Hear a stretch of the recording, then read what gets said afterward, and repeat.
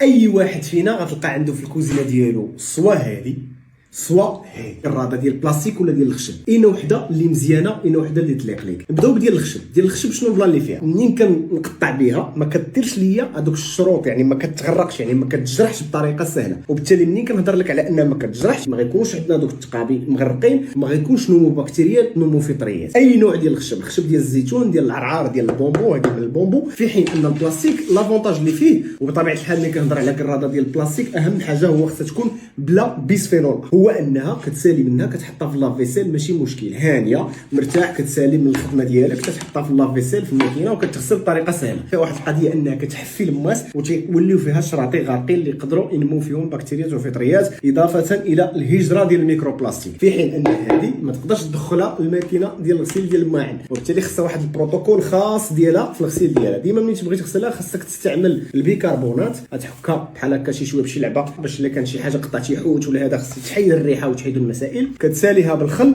وعاد من بعد خاصك تدهن هاد اللعيبه هذه بزويته باش انها تبقى ديما شاده مزيان وما تخرجش عليها الرطوبه، وديما نشفها مزيان باش ما تهرش باش ما تطردكش مع الوقت. وبارطاجي لي هاد المعلومه صحابك، وقول لي في الكومونتير واش انت مع القراده الخشبيه ولا القراده البلاستيكيه، واكيها وربي.